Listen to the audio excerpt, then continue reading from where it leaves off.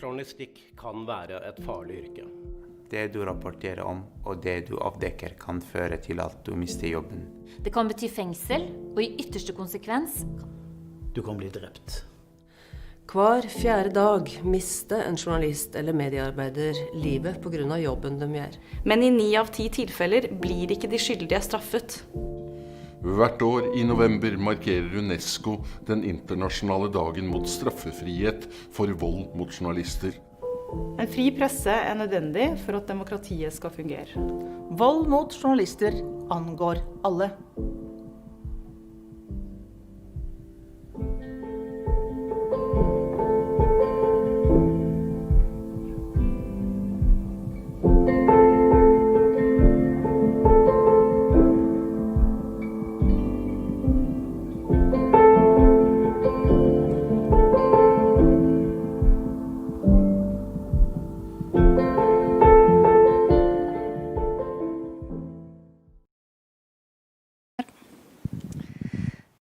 Dear everybody, dear colleagues, dear friends, most welcome to Oslo Met.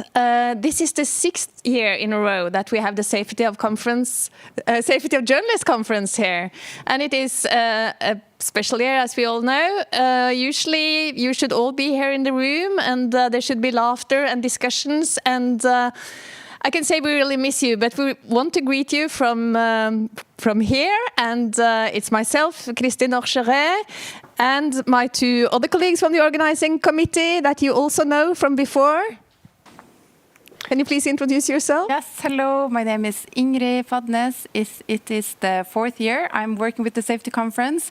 And as Kristin said, it's just very strange and very sad. And I won't hide it that you're not here, that this auditorium is not filled. But we have one audience here, so that is great. And even though we can't meet this year physically, I feel that so many people have contributed from so many places to make this a great conference this year as well. So I'm very excited, and I know that we will meet later anyway. So, okay, now it's a lot of sound going on at the same time here. Okay, I will let Roy introduce himself.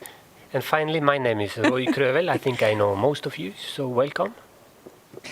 Today is the 2nd of November. That date was chosen some 7 years ago to be the special day for UNESCO. It's called the International Day to End Impunity for Crimes Against Journalists. And this date was chosen after the assassination of 2 French journalists in Mali in 2013. And for all these years, since 2014, we have had conferences here, and we're very proud of that. And we hope that next year, this room will again be filled by all of you. But as my colleague said, we can promise you that it will be very interesting this year as well, and with some innovative new ways to present research and information as well. 2020 has been a very challenging year for many of us, for all of us, I guess. But one very good thing happened in this year, and that is that our department, that many of you know, the Department of Journalism and Media Studies, we got a wonderful new head of department.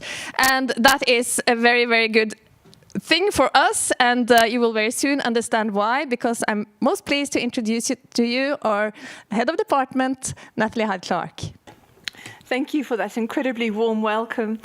On behalf of the Department of Journalism and Media Studies at Oslo Metropolitan University in Norway, it gives me tremendous pleasure to invite you and welcome you to join us for the next 3 days at this conference on the safety of journalists.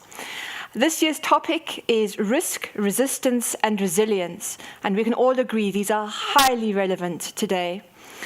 The safety of journalists is one of the key topics that is addressed in one of our 5 research groups, MEC, which stands for Media in War and Conflict. And they have been absolutely integral in organizing and hosting this conference for the last 6 years. So this is the 6th year it's being offered here at Oslo Met. A tremendous thank you to Professors Roy Krøvel and Kristin Skara Ågret, as well as Ingrid Fadnes, for their incredible work in making it happen. This is the third conference that I am introducing since I joined Oslo Met, and each time I'm absolutely in awe and inspired by my colleagues who are able to pull off this tremendous accomplishment under such terrible pressures that we have today. And while I know that we are joined by one colleague in the auditorium and we're faced by empty chairs, I know that 90 of you are out there, and it's just a privilege to have you with us for the next 3 days. What's wonderful about this is it brings practitioners as well as researchers into the same space. It gives us an opportunity from all over the world, people are joining us to discuss their own experiences, what lessons they've learned, and to support each other through discussions and conversation. And in that way, we can advance our field, and we can also find better ways to safeguard our profession in the future. It's often argued that in times of crisis or great risk, trust and resilience are crucial. And when trust is compromised, then we must reassess and deliberate on the best course of action to restore that trust. And this is what we put in your very capable hands over the next few days. I therefore wish you all the very best for what promises to be a successful and fruitful conversation and conference. I hereby declare it open.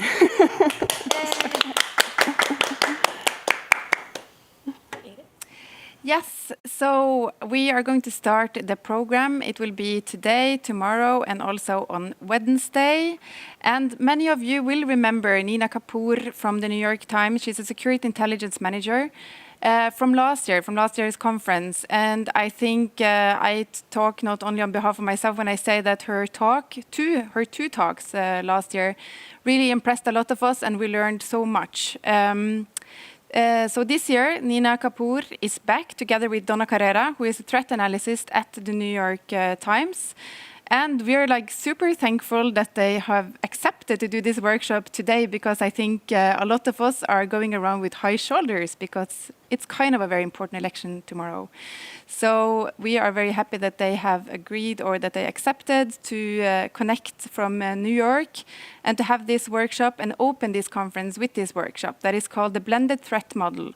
Our adversaries don't distinguish between digital and physical threats.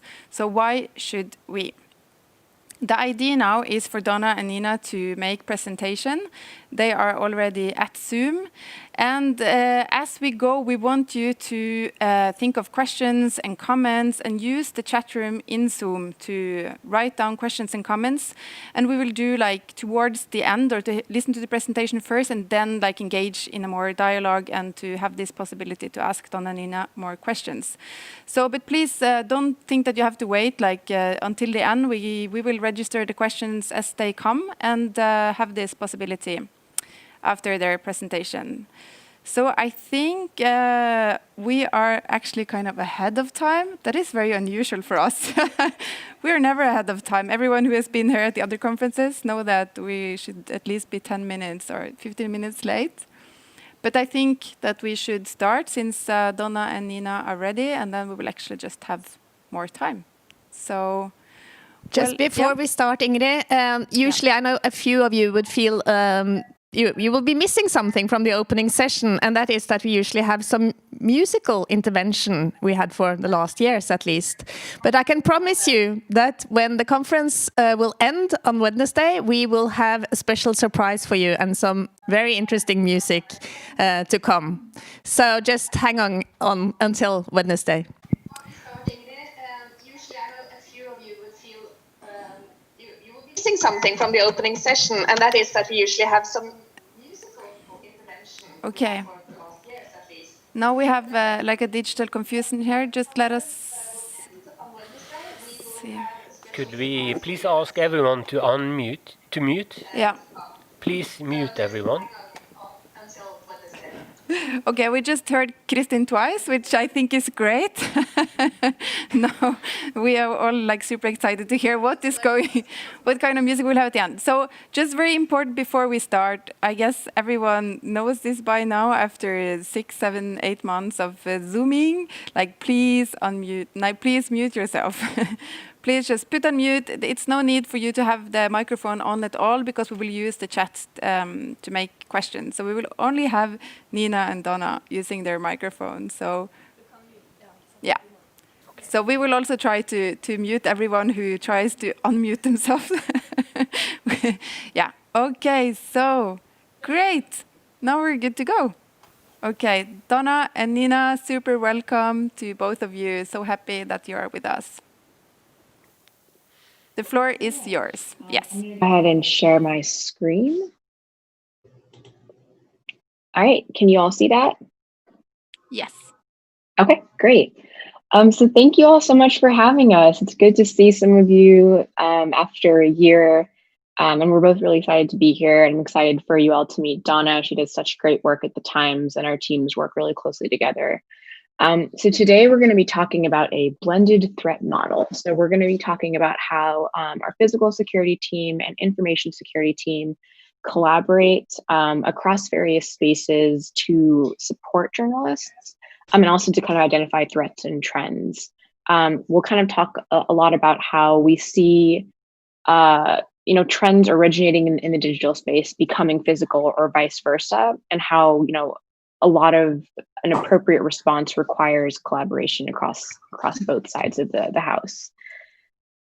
So to hop into things, I'll introduce myself. So my name is Nina Kapoor. I'm a security intelligence manager at the New York Times.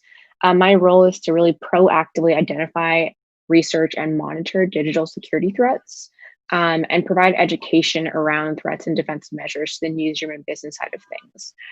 So one of the things that we kind of have evolved from on our team is really reacting to now having a dedicated team that proactively understands new and emerging digital security threats so we can get ahead of that and build up defenses accordingly.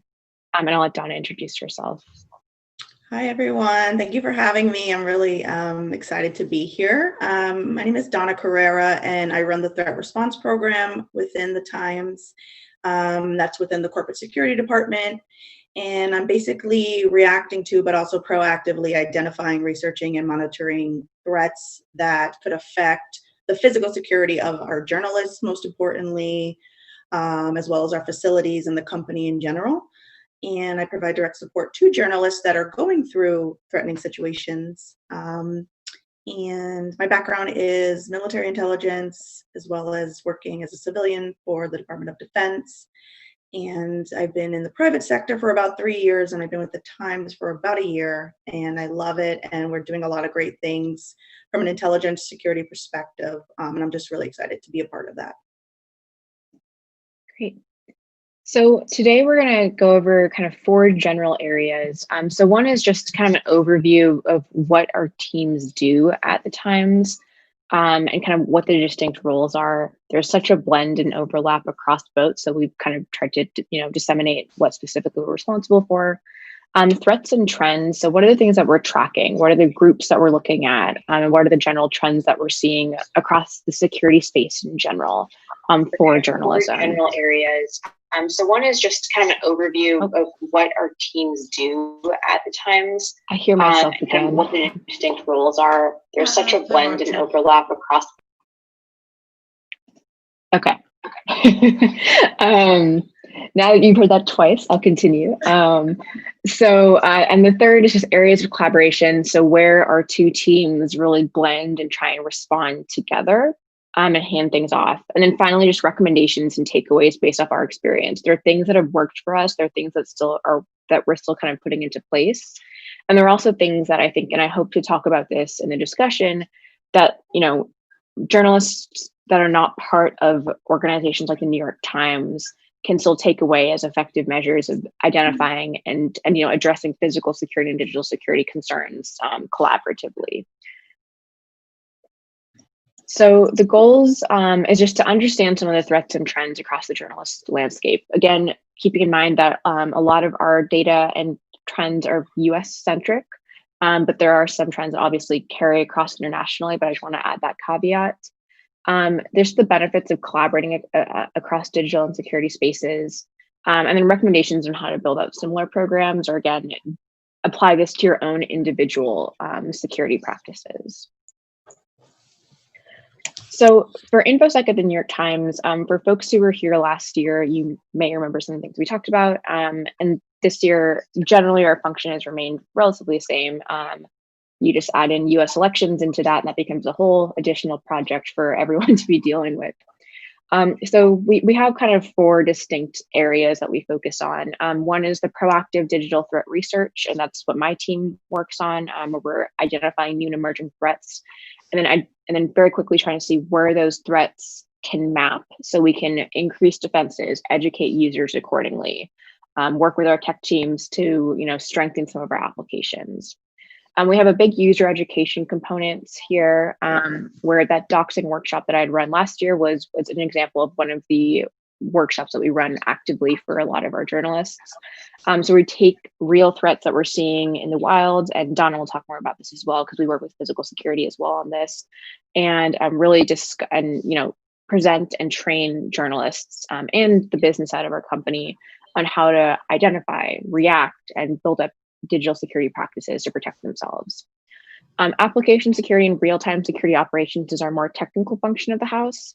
And a lot of this is identifying and looking into various alerts, things that come up throughout the day relating to things on machines with developers and stuff. So this is kind of the back end side of things to make sure that devices and technical components are secure. So I'll hand it over to Donna to talk about physical security. So for physical security at the Times, there's a couple different aspects to it. One is the threat response program, which I run. It's both reactive and proactive. And as Nina had mentioned earlier, it initially was more reactive, and now we're fine-tuning it to be proactive. So we're reacting to employees reporting threats and abuse and harassment that they're receiving. And then we're also proactively monitoring social media for threats against journalists, the company, our facilities. And then we focus on threats, abuse, and harassment. This is not just isolated to online incidents. So those are the most frequent social media threats, abuse, and harassment, but journalists are getting it through email, text messages to their personal cell phones, voicemails. It could be anything. It could be physically approaching them. We've seen journalists' family and friends also receive threats, abuse, and harassment due to their relationship to the journalist. So it's really comprehensive what we're seeing. And then we also have a threat response team within the program that meets regularly, and it's a cross-functional team that comprises people from corporate security, myself, Infosec, Nina's team, as well as legal, the newsroom, human resources, corporate communications, and we meet regularly to go over incidents, discuss policies and procedures, and I'll get more into that team later. But then also within physical security, during a pandemic, it's been kind of tricky. It was mostly focused on maintaining the safety of our facilities and where everyone's working. But now we're kind of progressing, and we came up with this new program. It's Reporter Overwatch, and we're real excited about it. Basically, we're monitoring our journalists that are in covering high-profile events. So whether it's a protest or especially with the elections coming up, we'll be looking at different polling places. But essentially, when our journalists are in the field, we're basically their eyes. We're trying to monitor what's going on via social media, and we're in constant communication with them while they're in the field to keep them abreast of things that are occurring around them. So whether that could be from, something that could affect them legally, medically, their physical safety. An example would be during the George Floyd protests this spring. There were journalists in the field, and there was a lot of stuff going on around them, and it was our job to kind of be on social media monitoring their locations and what's going on around them and keeping them aware, like, hey, there's protesters are being kettled in this area, watch out. There was a guy with a machete at certain points, and it was letting them know, don't go near these streets. And then it was also just being in constant contact with them in case they needed legal or medical help.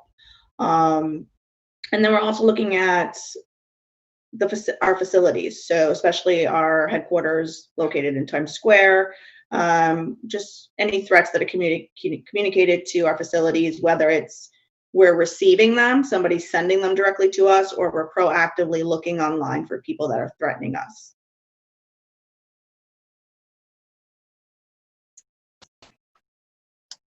So we're going to go over some of the groups that information security is looking at and some of the threats that we're tracking. And then Donna will do the same for physical security. So in terms of groups we're looking at, we follow kind of the 3 classic cyber groups. And they remain relevant throughout pretty much every different event we weather, whether it's COVID, the US elections, or just kind of standard times. So the first is nation state cyber actors. These are groups that are sponsored by governments to carry out attacks for their national interests. It's been really interesting to watch how these groups have evolved, especially during the pandemic time, to really specify what their goals are and target various entities appropriately.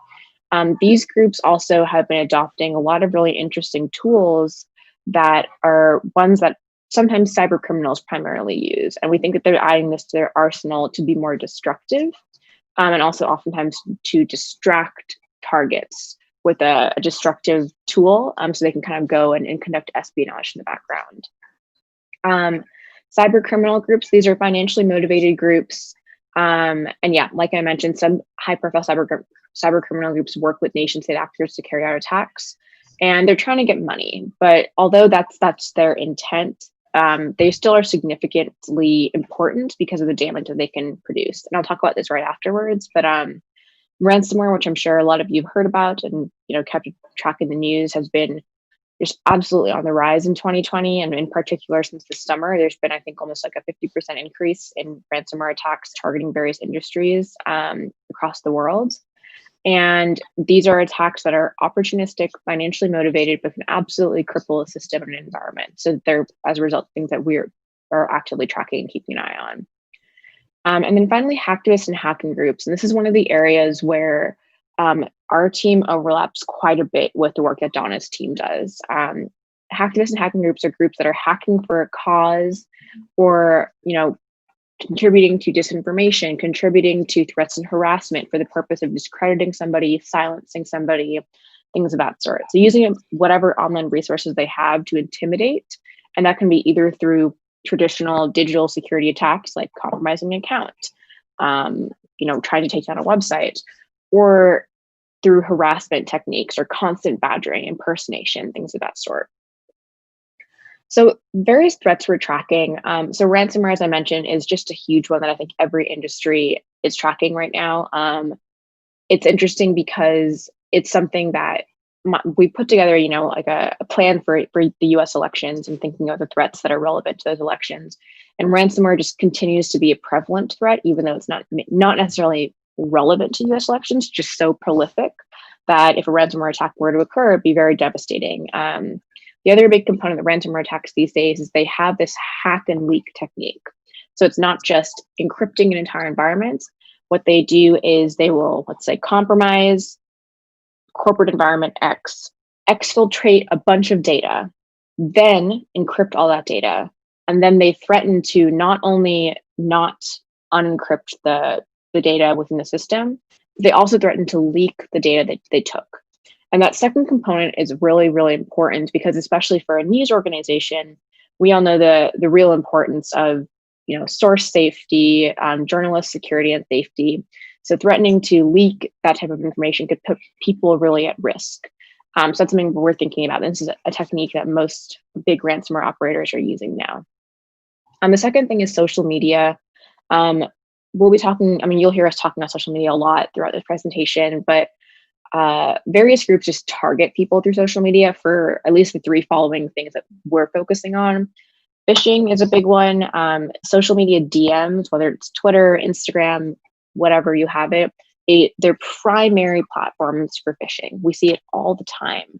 And they're really effective because people are oftentimes talking with people who they're not familiar with on social media platforms. So it's a little bit less, odd to maybe interact and click on a link from a stranger. The second is impersonation attempts. These are attempts to impersonate either you or impersonate somebody you know. So to get information from other people in their network.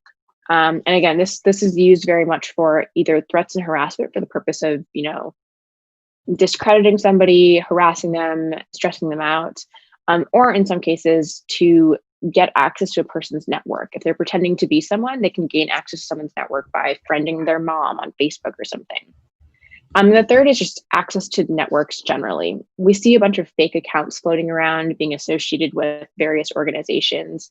And the thing I think oftentimes we all forget is even just adding somebody to your social media network means that they get access to a massive amount of your data.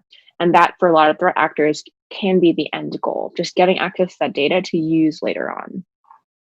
And the final thing I'll talk about is disinformation campaigns.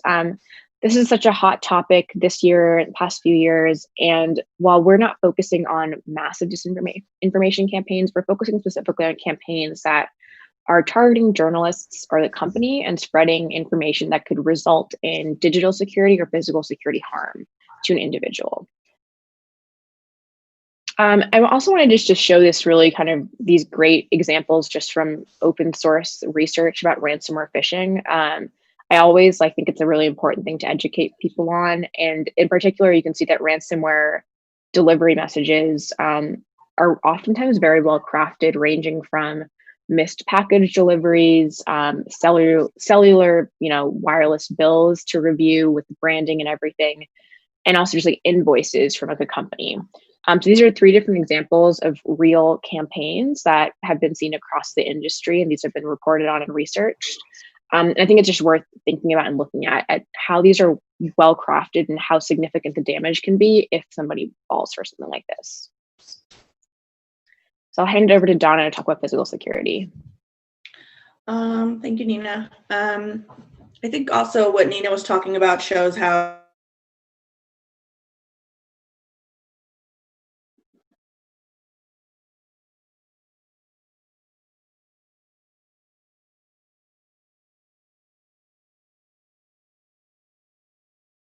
the digital and the physical come together and we work together for the journalist safety.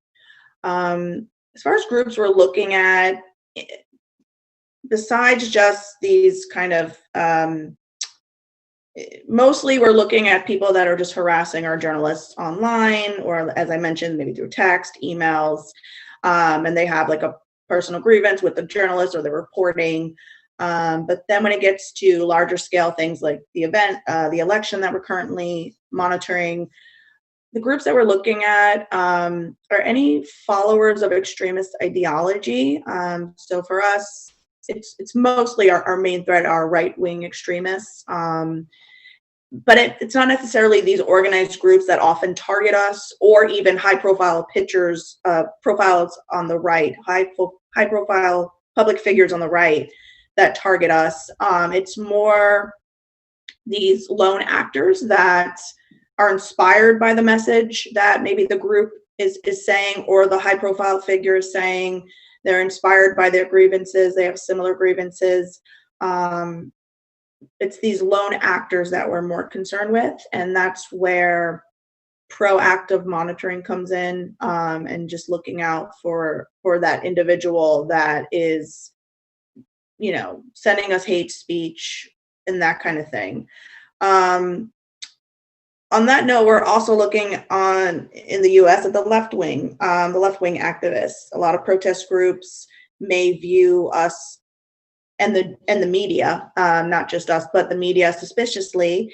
And there's a lot of conspiracy theories going around on both sides. And with the left, a lot of them view journalists as collaborating with law enforcement, whether it's because they're viewed as documenting property destruction and things that could get them legally in trouble, or just recently there was groups that showed up to a media organization because their arrest records were published in an article, and the activists felt that was a form of doxing, and the journalists were doxing them. So we're kind of getting it on all sides. And then we have law enforcement that over the last year we've seen throughout the various protests that have occurred with the civil unrest we've experienced in the US over the past year or so. Law enforcement have been confiscating journalists' equipment, assaulting journalists, arresting journalists, and just overall interfering with the work of journalists. And then something else we're seeing, to just kind of talk about the conspiracy theories, we're seeing with the right and law enforcement, some view journalists in these protests and at these events that can erupt into violence. They view journalists as, there's a theory that journalists aren't actually journalists and they're Antifa-style activists. So that's really problematic for a journalist, because that's going to the law enforcement and to the right-wing extremists. Journalists are no longer giving the same protection that they were given in the past as neutral observers. So that's something we're also concerned about. Next slide. And just the threats that we're tracking, in addition to the physical security threats that I mentioned in the previous slide, I would say from a threats, abuse, and harassment online forum, we're really concerned about doxing, and we're seeing an increase in that, and that's kind of becoming a popular tactic, whether it's releasing the people's addresses, phone numbers, information about their families and friends. Probably the biggest thing we're worried about, besides the journalist safety in the field. And as I mentioned, it's not always isolated to a single person. People will dox someone's family, their friends, release the family and friends' personal information. We're keeping an eye on fringe groups. The far right are constantly looking for opportunities to dox our journalists. And then something with the Times is, what makes it this kind of 24/7 threat is it doesn't necessarily have to do with, we see increases around times where it's either high profile articles coming out, or journalists are on high profile assignments, or we're targeted in the media by a high profile figure. It's 24/7. We're always a high profile target. So this doesn't always follow major reporting. We're trying to be more proactive now with the doxing threat and figure out who's kind of vulnerable for that. I'll also add to that, Donna, that one of the things that across the media we're seeing, and as Donna mentioned, is, while there are definitely hot button issues like political issues and things like that, if an article is written about certain political issues, we can assume backlash is going to happen. There also are just things that happen to cause backlash, and we don't really, it's hard to kind of understand or identify ahead of time, which is kind of why we assume that anything could cause some sort of backlash. A great example, and this is for a different media organization, this is publicly reported, is the new Taylor Swift album came out this past summer, and there was a somewhat negative review by a media organization about the album. It wasn't even that negative, honestly. And the reporter got doxxed by Taylor Swift fans. And while that's kind of we joke about this as kind of sometimes a funny example, it's still a very real good example, I think, of how these threats can manifest in so many different ways and react to so many just different types of articles and coverage. Yeah, I've seen it in pop culture. Cooking has gotten it at certain points. Culture, writing about anything. If you bring up, I would say it's, if you look out for hot topics that are really controversial or can get people riled up. So if you're writing about, you're in cooking, but you're writing about diversity, or you're writing about any of these things that could anger certain groups, that's where we see it. So actually, one of the ways that I kind of get a heads up is what's trending on Twitter that day. So that helps me kind of know where to focus. Yeah. And I think also one thing that, and I'm sure we all have been doing this just generally, is with the pandemic, I just feel like more people are at their computers for longer periods of time, honestly. And as a result, some of that pent up anger sometimes just manifests online, quite frankly. Some of these random small things that we won't even blink at become sometimes bigger. And at least my theory, and I think our theory, is that it's because people are just bored and at their computers longer and not going out as much because of the pandemic.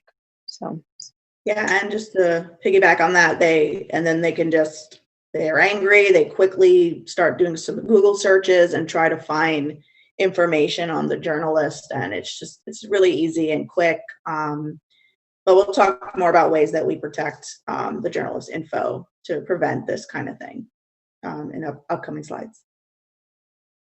So, Don, actually, I'll let you continue on trends across security. This is just some facts here. 80 to 100% of journalists have been exposed to a work-related traumatic event, and approximately 92% have experienced repeated and multiple exposures. And I just don't think that we talk about this enough, and I don't think that journalists even think about this. I don't think their editors think about this.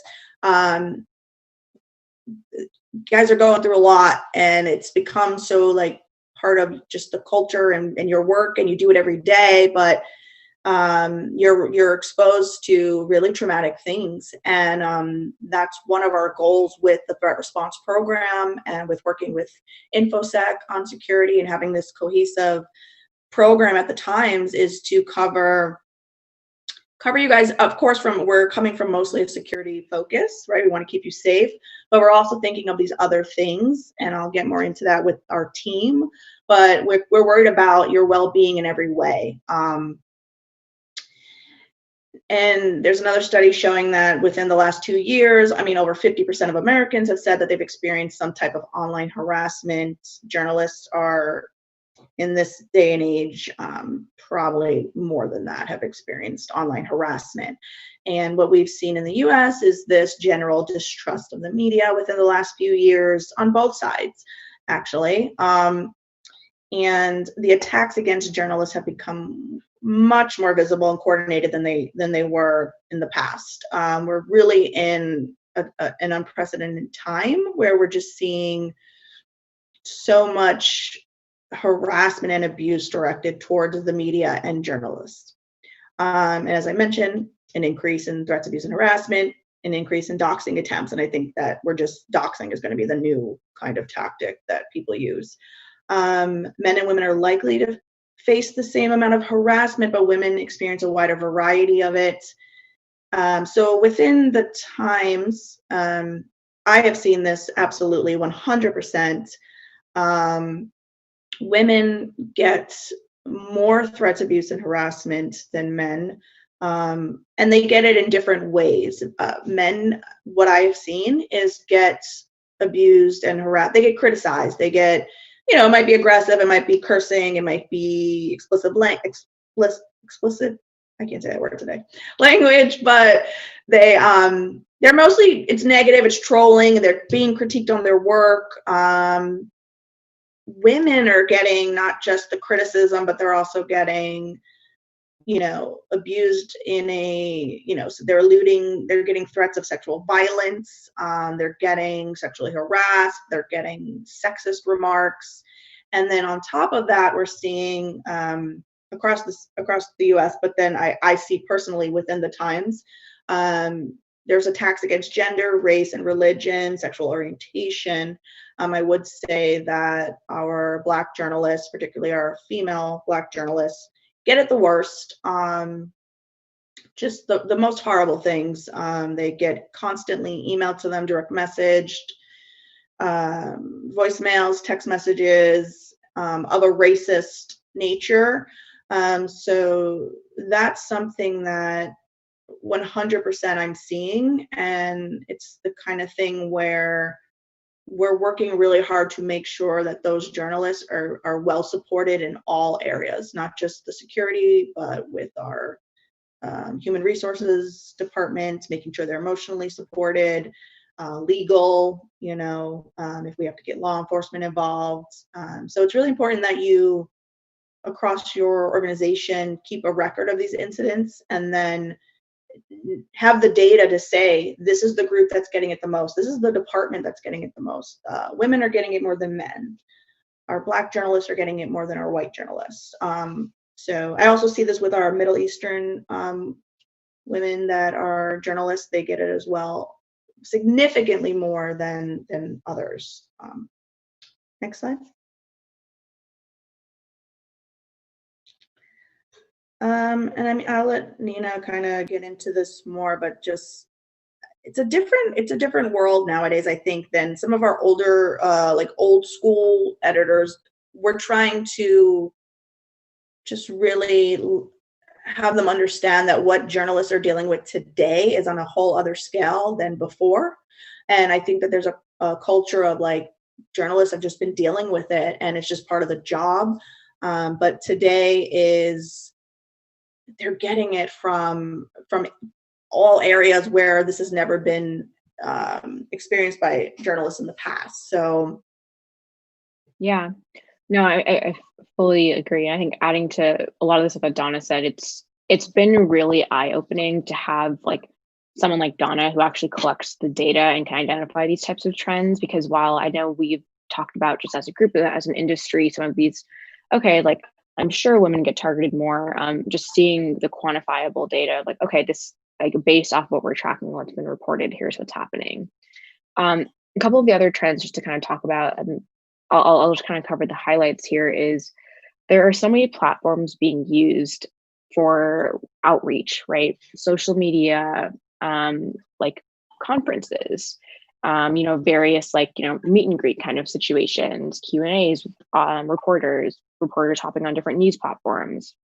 That as a result, there's a lot more way to consume the news, a lot more way to spin it, and also a lot more ways to engage with it behind screens. And that can result in just a lot of different sets of attack vectors, vulnerabilities when we're talking about digital attacks, and then also just ways to really just constantly harass people, whether it's automated in some cases, or in other cases, just falling into certain narratives that groups are kind of pushing.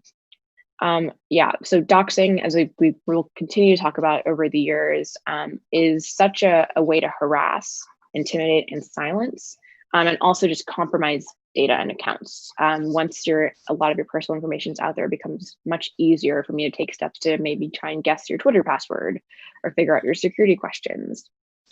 Some of the things related to digital security solutions that's been very interesting working at the Times is a lot of these traditional cybersecurity vendors and tools don't really account for threats and harassment and like the people components of cybersecurity and digital security. So as a result, we've had to kind of really think up very creative digital security solutions to support not just, okay, I'm protecting the company from hackers, but how are we also protecting journalists and people from targeted attacks with the intent to harm them or harm their sources.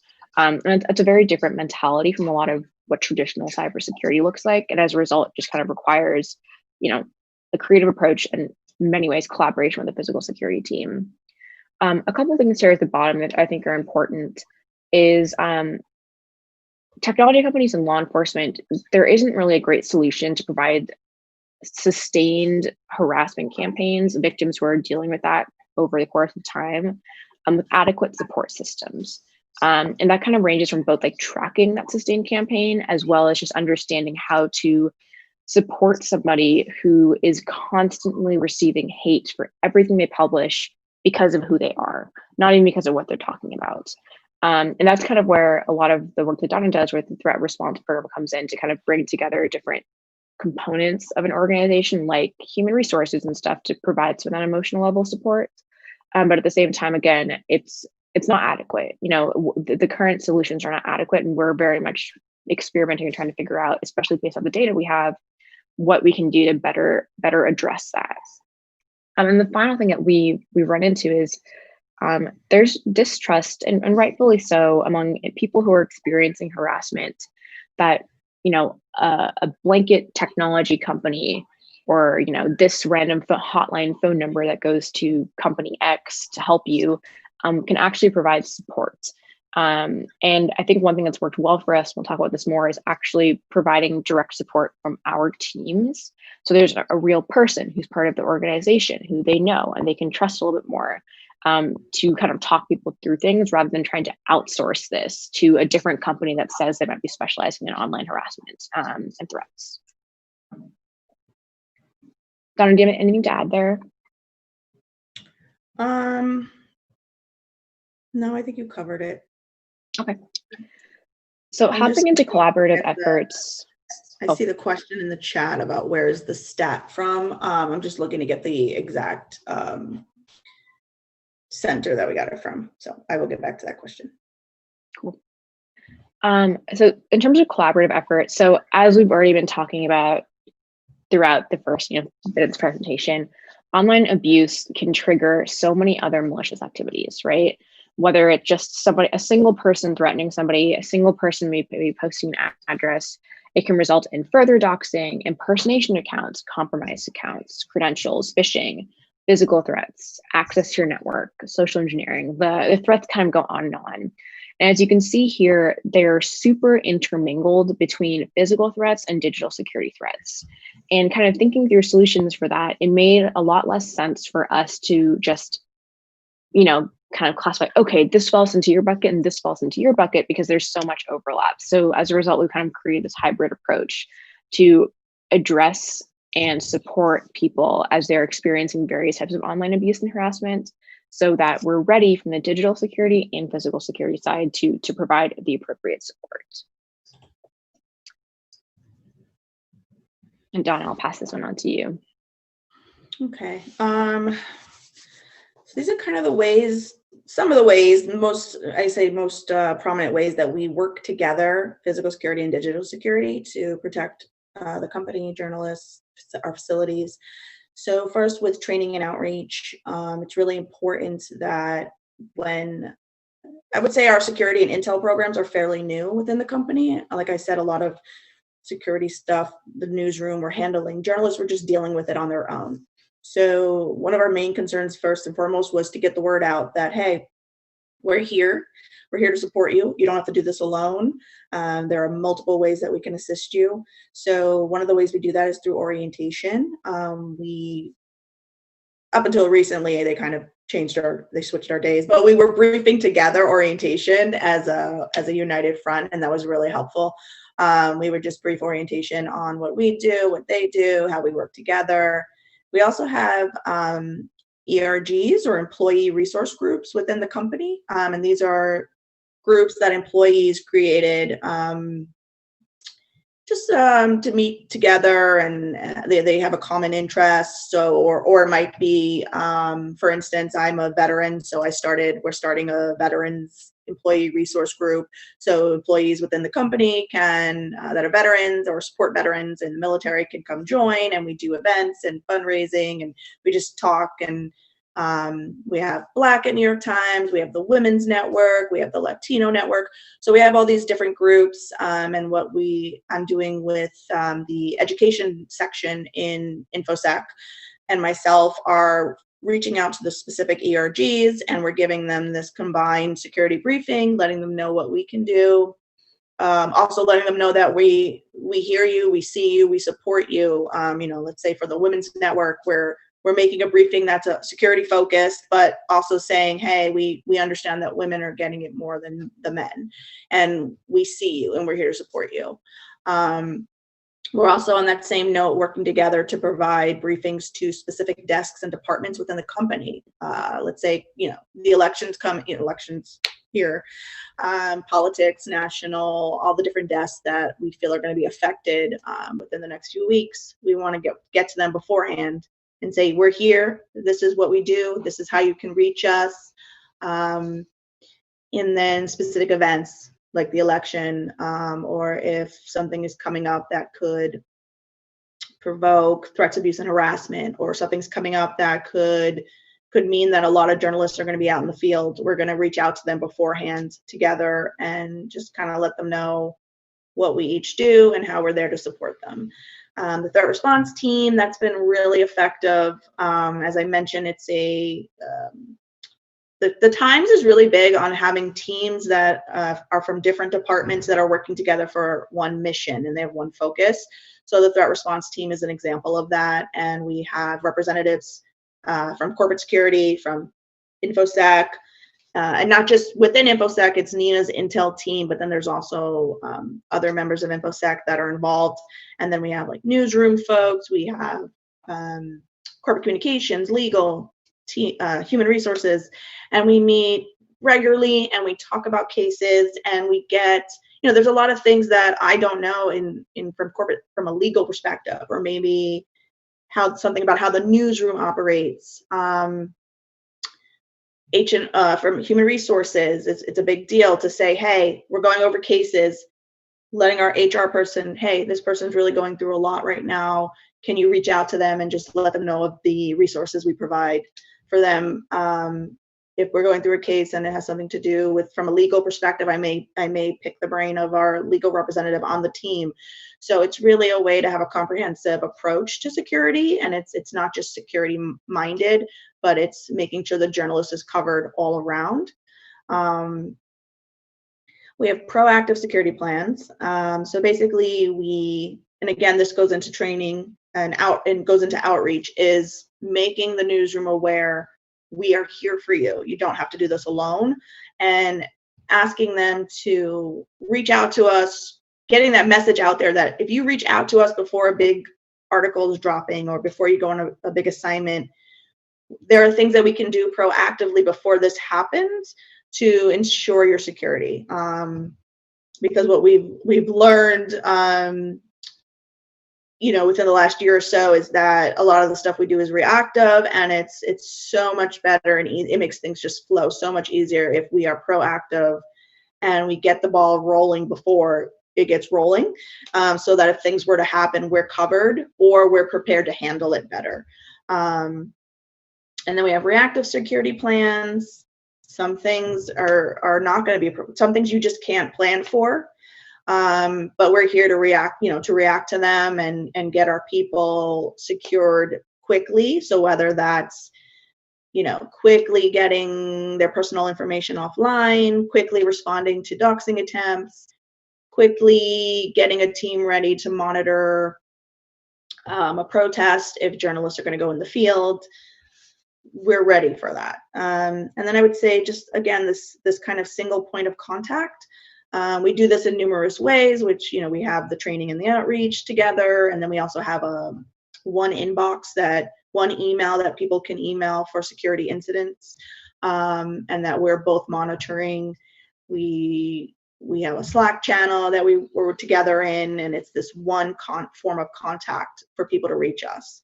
And it also keeps us all in the loop of what's going on in each department. And we're talking to each other constantly about, maybe something is more of a physical security perspective, but I'm talking to Infosec constantly about it because it may have elements that pertains to digital security and vice versa. Yeah, and I'll add also, the single point of contact has proven to be just really successful for us. I think initially we were trying to market ourselves as like information security, physical security, right? And end of the day, for any of the employees, all of us are just security, right? They don't want to have to make a decision in a stressful time to be like, oh, do I give it to this security team or this security team? So rather than kind of confusing things at the user level, we figure we'll have a single pane of glass, a single point of entry. And then once they toss over the issue on the back end, we can figure out, okay, does it go to your team or your team kind of thing?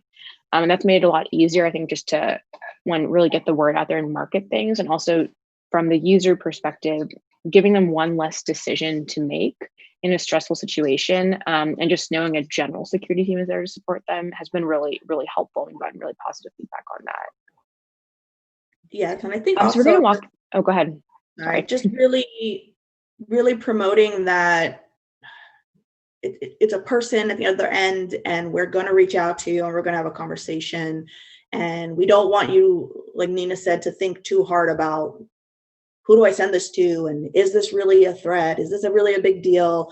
We always try to say, we don't really want you guys to worry about that. Like, let us worry about that and just send us what you got, and we'll contact you and figure it out together. And just really, our job is people, and it's connecting with our employees, and just having a dialogue is what we try to really put out there for them. Yeah. So we're going to present two kind of case studies. These are examples of things that we've gone through. We're not providing like names or any specifics about some examples, just for the purpose of protecting information and such. But they're good examples, I think, of both reactive and proactive security practices that we take and kind of the different steps that we go through collaboratively to address things. So I'll let Donna kick it off with proactive security. So proactive is the ideal. It doesn't always happen, but this is the ideal world. This is what we would love to happen, is that somebody gives us a heads up, hey, I'm about to drop a really high profile article. It's about a high profile person. It's about a controversial topic.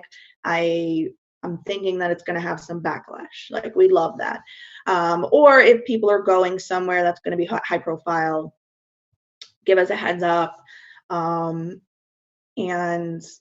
sometimes we'll find a high profile incident, you know, hey, this protest is going on, this rally is going on, and we'll go to the news desk and say, are you sending anyone there? So it's just, again, about communication and having that heads up. So let's say they let us know about an article or assignment, and that could be through the journalist and editor. Sometimes we get stuff from corporate communications or other departments that are like, hey, I don't know if you know, but blah, blah, blah is writing a story about this. And then we'll reach out to the journalist and the editor. And again, we'll have this initial contact where we'll call them or email them, have a video chat. And we'll just say, hey, I think we lost our screen. There we are. And we'll just say, hey, what's going on? What's going on? When is this article? Number one, we want to know, when do you think this article is going to drop? When do we think this assignment's going to happen, so that we kind of have a timeline of how long do we have to get this person's personal info locked down, get their physical security locked down. So that's where the risk assessment comes in. So it's, again, this background info, not just the details of what's happening, when is it dropping, what's it about, you know, are there any high profile figures involved that we need to keep an eye on? But really what's really important too is, has there been past targeting about this topic or this figure in the past? And then also, particularly with that journalist, have you received stuff, you know, threats, abuse, and harassment in the past that we need to be aware of? Are you someone who gets, which now that I've been here and I've been doing this, I know who gets what. I know now certain journalists get it more than others. So it's about finding out that info, and that helps us with the risk assessment. And then, does this person need one-on-one training with information security? Do they need to know how to lock down their personal data? That's one of our biggest goals with every case is, you know, we know that journalists have to have a public profile, but keeping your public and your personal profiles separate and making sure that your personal information is locked down and nobody can get to it. So a lot of the times we'll have an information security representative talk to them one-on-one and really go over in detail how to lock down their personal information. We also have programs that we can sign them up for to do this. And then, based on the topic, is physical security support needed? We can either do this in advance, we can have security on standby, and what that means is if somebody's writing a high-profile article, or if somebody's going into the field and we think it's going to be a high-profile, really violent, potential for violent type of event, is having security professionals there to physically protect our journalists. And then basically, we just want to always make sure, again, this is always the journalist's choice. We tell them what we can offer, and it's what they want to do. Some of them take it. Some of them say, hey, I'm good. I don't think it's that big of a deal. I think as we're becoming more present and they realize that they have this whole team to support them, they're becoming less inclined to say, no, I got it. And they're taking us up more on this offer of support, which has been really great to see. And then basically when we have, we know when the article is coming out, or we know when the assignment's happening, we can set up real-time monitoring of the article. And the journalist mentions what kind of feedback they're getting. Is there any threats in there? Are they getting harassed? Are they getting abused? We're going to be in regular communication with the reporter. And then we're going to, enact additional security measures based on what we're seeing. Again, if they are being doxxed. We're working with social media to get the tweets and all that down. Do they need a physical security presence with them? Are they in real danger right now? So at the end of the day, this proactive stance helps us to actively monitor the situation when it's happening and really be ready to respond to any threats that they may get. Yeah, I'll also add one of the things that we look for as well is when, let's say Article X drops and we know that it's high profile, it's a big deal, and it could result in backlash on the information security side of things. We're also looking to see if there's weird activity on some of the devices or accounts for the individuals involved in the work. So we both kind of have the active monitoring in open source of mentions and stuff on social media, as well as active monitoring on the technical side of things to see if there's anomalous activity that we should look into a little bit more and kind of have more stringent security concerns for specific individuals based off what's being published. So the next case study we'll talk about is reactive. So this is a situation where a reporter gets doxxed. So what are the steps that we go through? And again, I know that a lot of you saw the proactive anti-doxing workshop that we'd run last year. And that's something that ideally we have gotten to people before this happened. So some of these steps have been taken.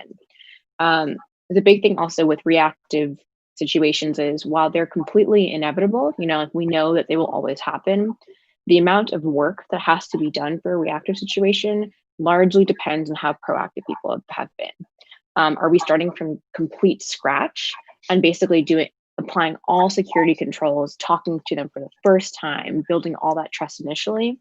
Or have we already talked to them? Have they already applied security controls, attended a few workshops, chatted with information security or Donna's team, and are a little bit more prepared to react and understand what's going to happen?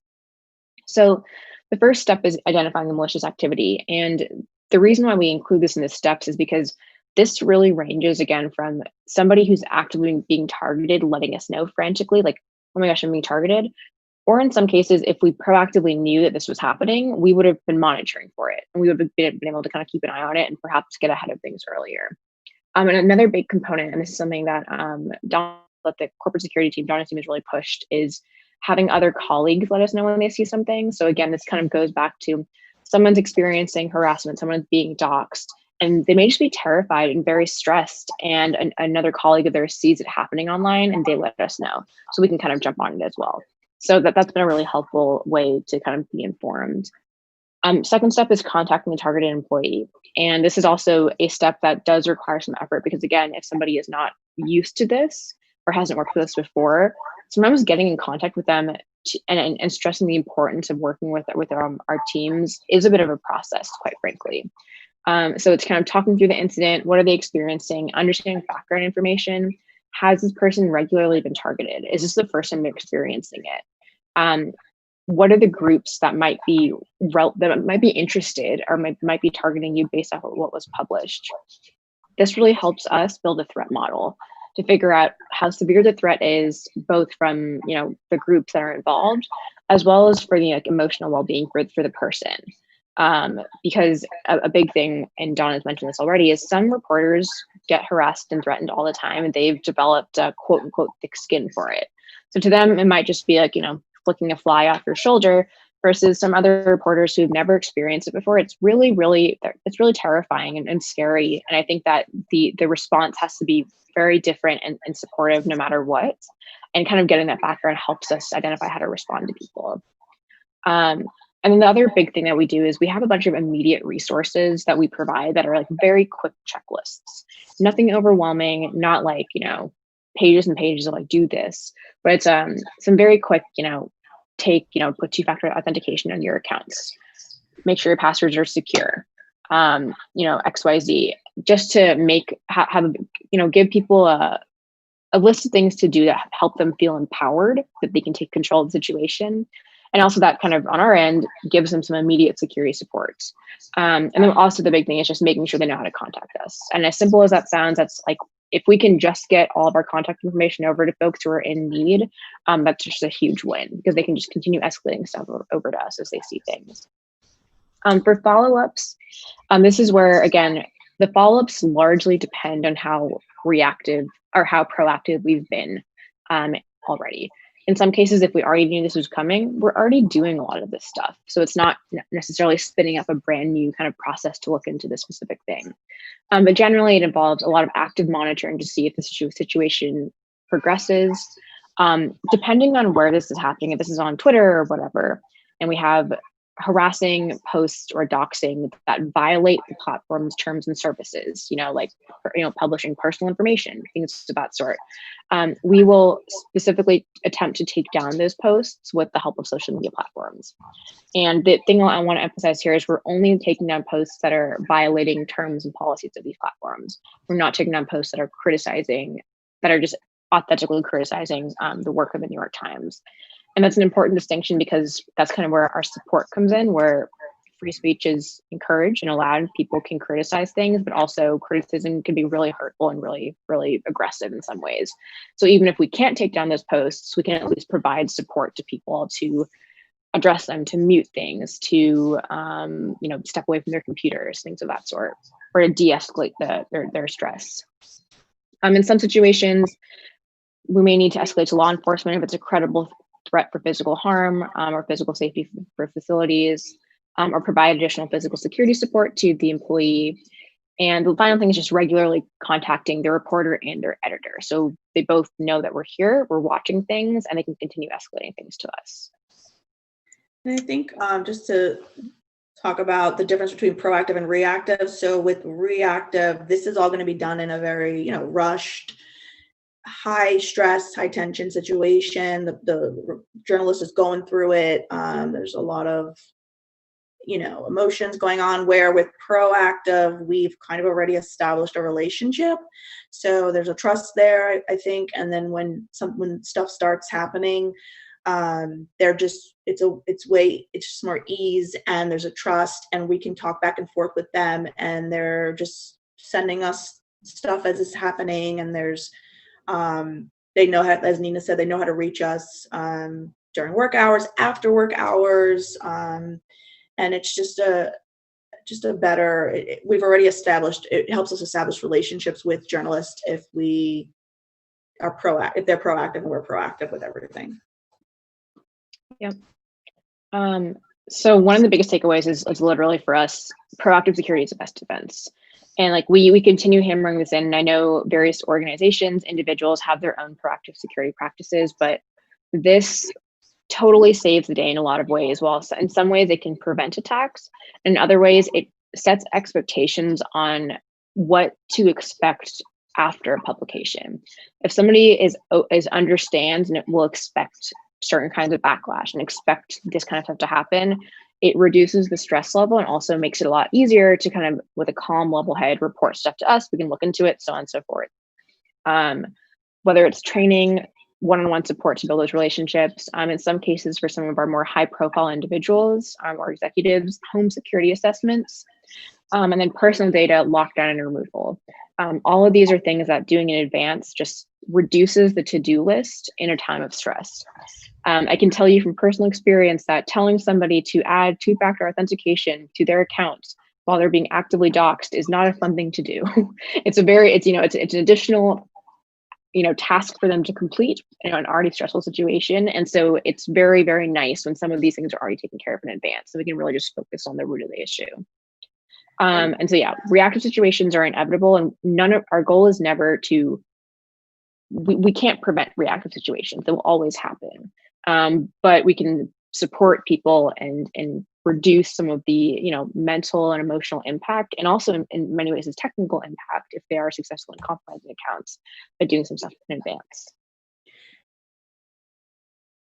Nina, someone had asked in the chat about how we work with Twitter to get tweets and stuff taken down. I don't know if you wanted to get more into that, but I'm happy to talk about that a little bit. So this is definitely something that the social media platforms need to work on, because a lot of it is based off of personal relationships. Twitter has actually done a pretty good job, I would say, in terms of developing kind of some specific resources for journalists. They had like for media organizations specifically, they have like a support portal that you can escalate issues to, things of that sort, so they can somewhat more quickly take things down. But at the same time, for freelancers or individuals who are in a journalism space and not affiliated with a large organization, the support is just very standard, right? It's just like reporting something as a tweet on Twitter. So that's, I think, an area for improvement. Facebook is an example of a platform that's experimenting with trying to provide this individual support. So they have this sign up to be on Facebook as a journalist kind of program, where you identify yourself as a journalist, and Facebook supposedly kind of provides additional security precautions to you and maybe responds faster to things that you escalate. We haven't fully, I think we still are a little bit hesitant about this because Facebook in itself doesn't separate out personal profiles and public profiles very well. So that's like, there's already a lot of data that's going to be used there, but we're seeing them starting to do this, but it's definitely not a fleshed out program across the board, and each of them kind of do their own thing, quite frankly. So our response is largely based off of just existing contacts we have there, or for Twitter, at least, there's kind of a workflow that we have in place. Yeah. Donna, I'll pass it to you for just kind of final recommendations and things that have worked for us. Yeah. So one of the things I love about working here at the Times is we're constantly growing. It's evolving. We just go with the flow, and I think that's something that works. Is that there's no like set thing, because we, especially now in a pandemic, during this election, I mean, we just don't know what's going to happen, and so there's no like, we have guidelines, but we're always adapting and growing and adapting to the new threats. Because we're just in unprecedented times, and we're seeing things that I haven't seen as an intelligence professional. So we're always growing and evolving. I would say that things that are working with us and our collaboration, the Infosec resource documentation. Nina, are you referring to like the checklists and all of that? Yeah. Yeah. So this is largely one of the things, at least for Infosec, we've realized is having just a quick docs and checklists for people has been effective in getting information security to be easy and accessible, rather than having like large conversations with individuals and saying like, oh, like do this, this, and this, and also this and this. And so kind of like bucketing things into, we have like a social media guidelines specific, checklist. We have like an online protection checklist, things of that sort, kind of puts things into bite-sized pieces, and also makes it a lot easier for Donna's team to really convey that information in situations where they're talking with somebody. They can just toss a link in, and there isn't the necessity to have 5 people involved in the training session. That's been really helpful for us. Yeah, definitely the not just the single point of contact, but the I can be working on a case, and instead of me having to be like, hey, I'll get somebody from Infosec to contact you, I have these documents, these checklists that I can include in my communications with them that, are really simple and easy. And it's just this collaborative effort. Also, the security single point of contact is something that works. The threat response team, I cannot say enough how helpful this has been to just meet regularly with a team of professionals from all different areas within the company and just kind of bounce ideas off of each other and come up with strategies and things of that nature has been so helpful. And again, I think it really contributes to the overall well-being of the journalist, because we're coming from primarily, security focused, keeping them safe physically and digitally, and then we're also though making sure that their well-being they're supported in every way from the company. And then intel sharing amongst Infosec and physical security has been really helpful, and this is done through the team. This is done through just one-on-one meetings. I meet with Nina regularly, and we talk about what each section is working on. Also, intel reporting. We both separately have our own reports, weekly reports, monthly reports, and we share them together. in addition to the threat response team meeting. So we're constantly in communication, we're constantly talking, we're on Slack channels together, sharing information. It's just a constant info sharing. And then Reporter Overwatch is really working well. We're really excited about this.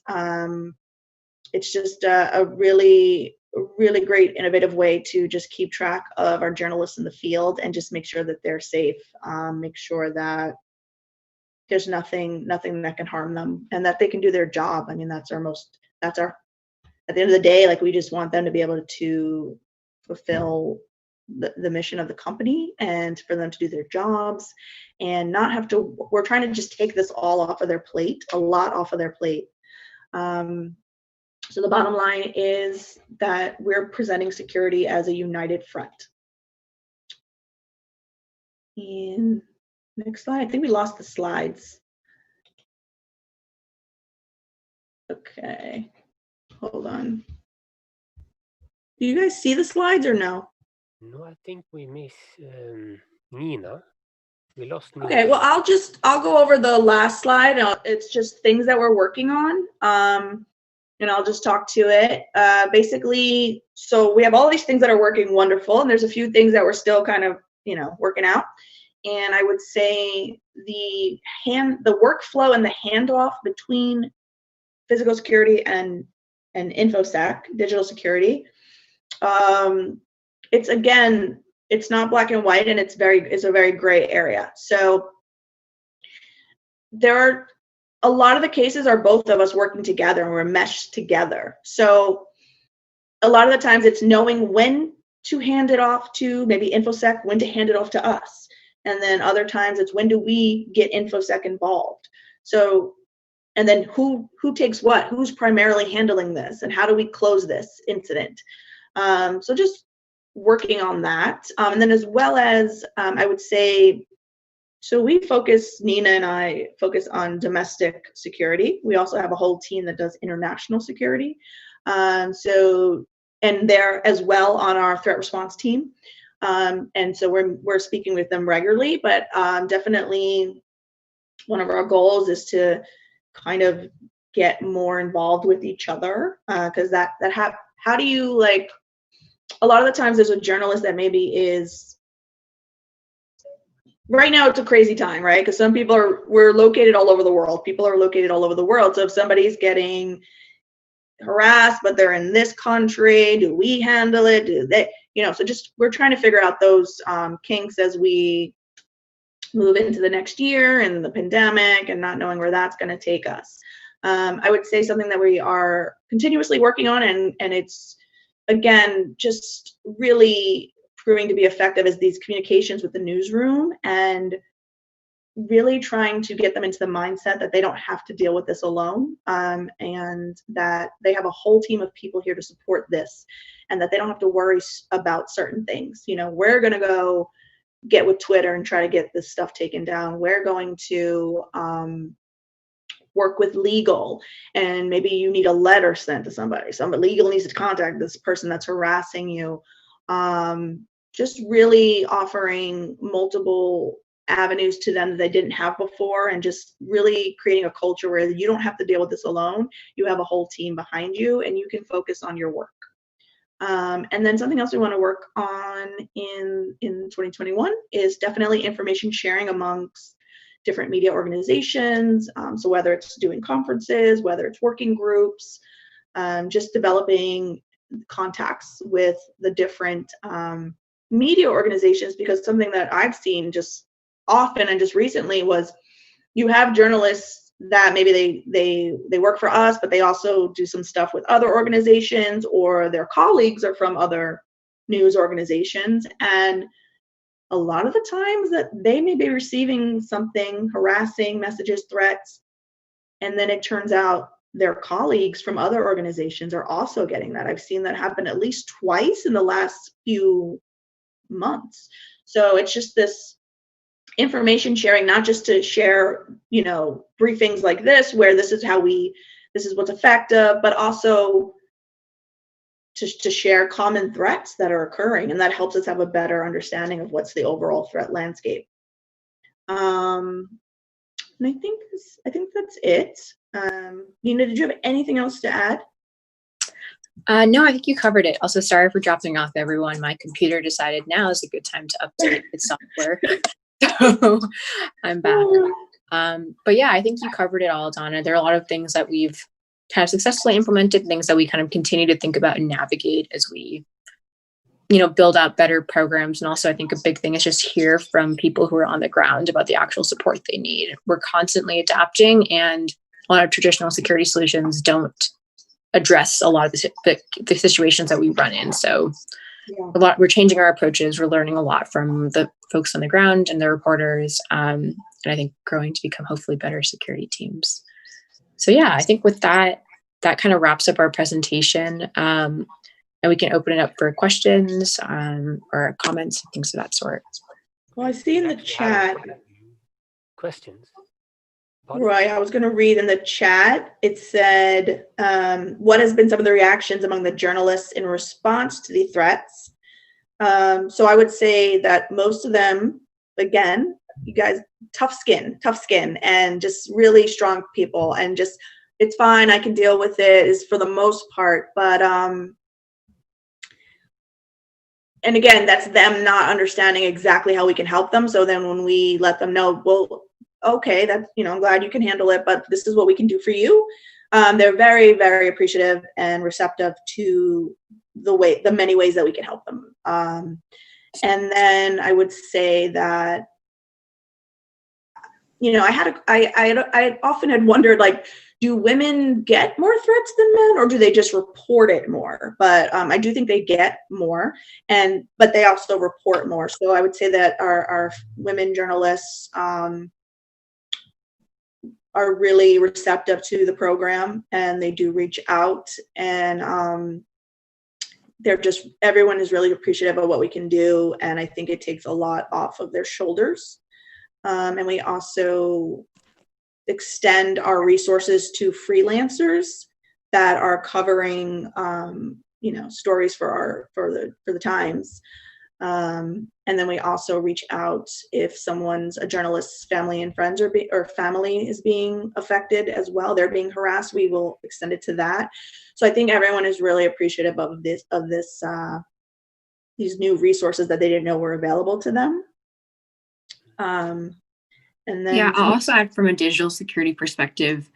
One thing we found kind of helpful is if people see digital security threats that are unexpected, people tend to panic, and I think that's just standard human reaction. It's, I clicked on a link, oh no, like what happens? Like, am I hacked? Is my whole computer compromised?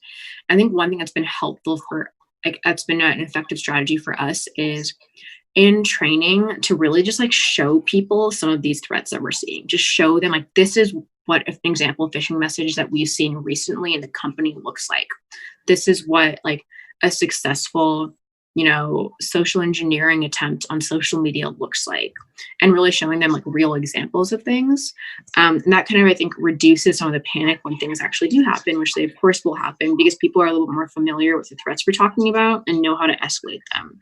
Because otherwise, I think there is sometimes from the digital security side of things, a lot of stress of just accidentally clicking on something or downloading something and just immediate concern that everything has been compromised. So I think the user education component has been really huge for us in terms of calming people, and also really just sharing with them, truly, here's what we're seeing. And we want you to also know that if you see this, that you should let us know, and that we're here to support you, and that, here are the steps that you can take to contact us if this happens. Because it can be stressful. Yeah. Great, Nina. We have a question from Jennifer. Could I ask Jennifer to unmute, and then let's hear the question. Go ahead, Jennifer.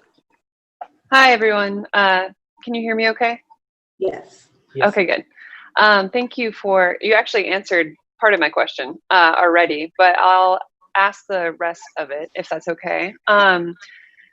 You mentioned that HR helps with the emotional component following a targeted attack, but I was wondering if there's any talk about having maybe a specific team. I know you have the Infosec team, you have the physical security team, but maybe is there any talk about having an emotional support type team to help journalists deal with this sort of low level or higher level forms of trauma that they seem to be experiencing?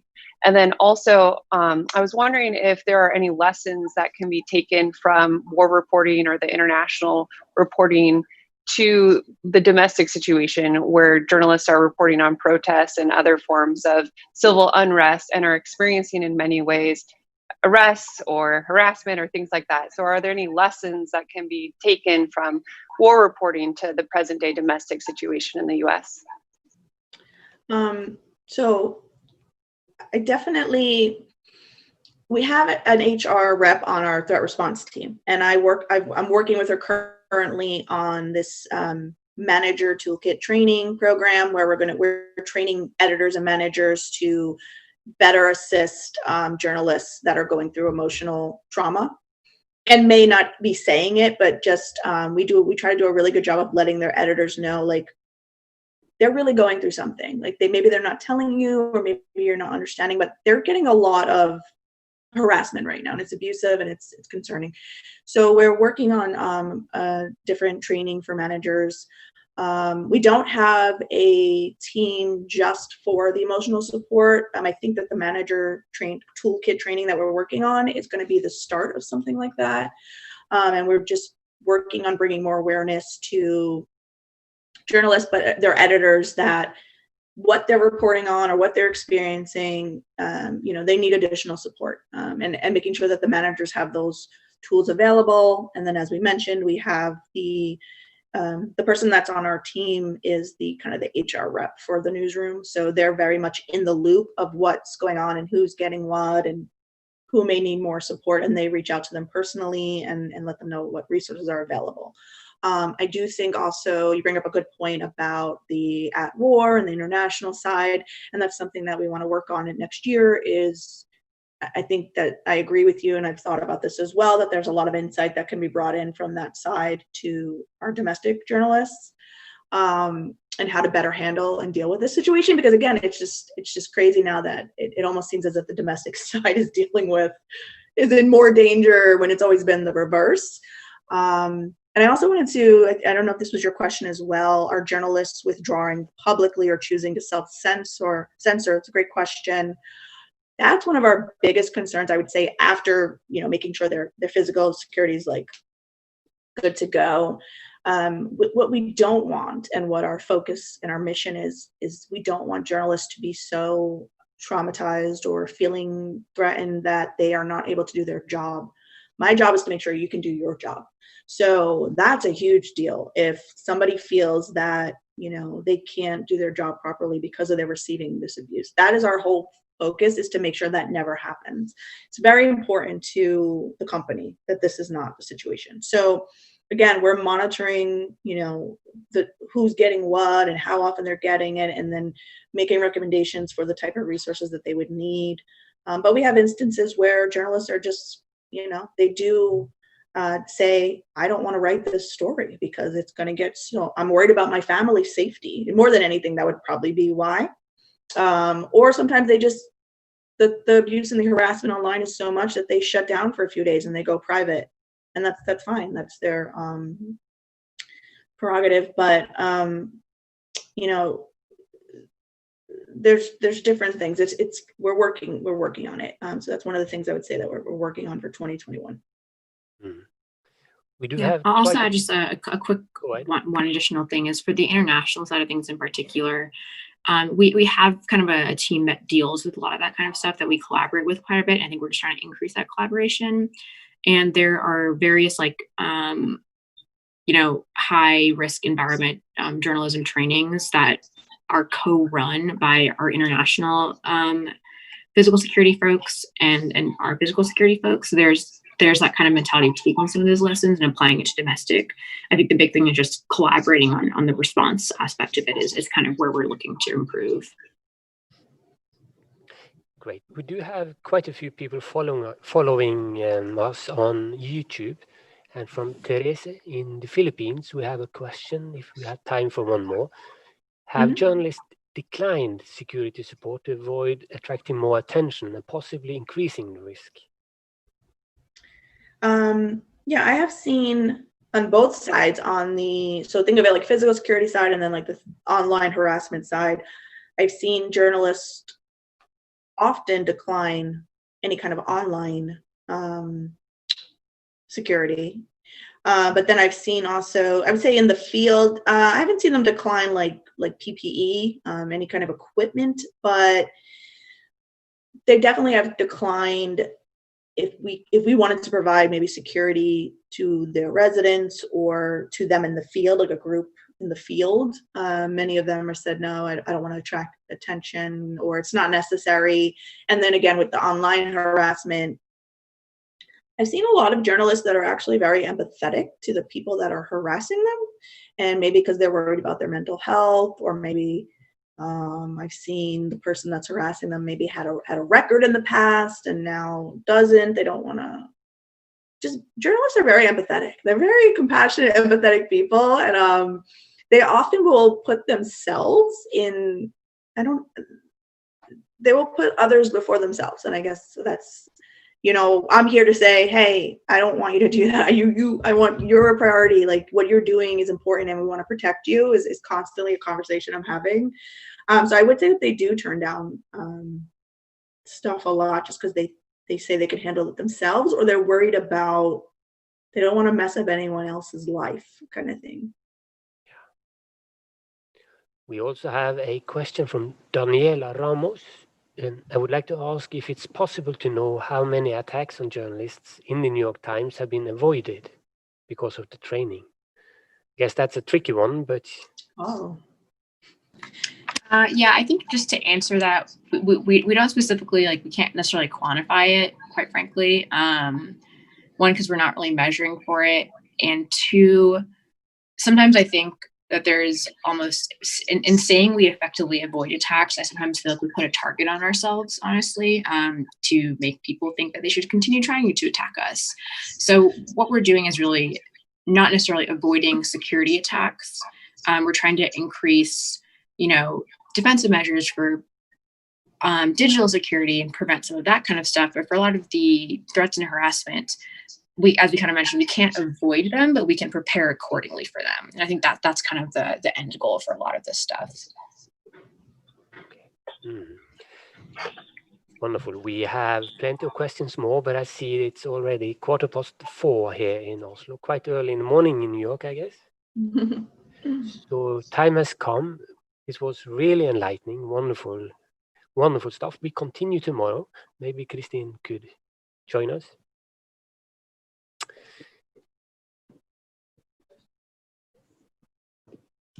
Yes, let's give them a big hand from all our screens. And thank you so much, Nina and Donna. This was very, very interesting. And we had some great questions too. I'm sure we can continue this discussion. And thank you especially to be with us on this very special day, the day before the elections that we all follow everywhere in the world. So good luck with that. We will start again tomorrow morning at Norwegian time, 10:30, whatever that is. I don't know how many time zones we're in, Roy. Have you counted? No.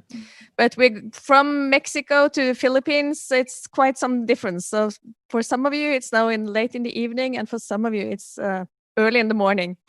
We are still in the afternoon, and we decided to start at 10:30 Norwegian time. So please try to find out whatever that is where you are located.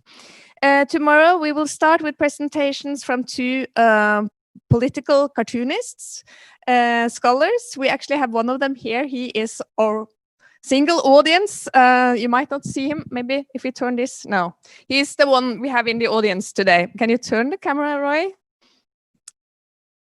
Say hello to Mahmoud. Yes, and you will hear more from him tomorrow morning.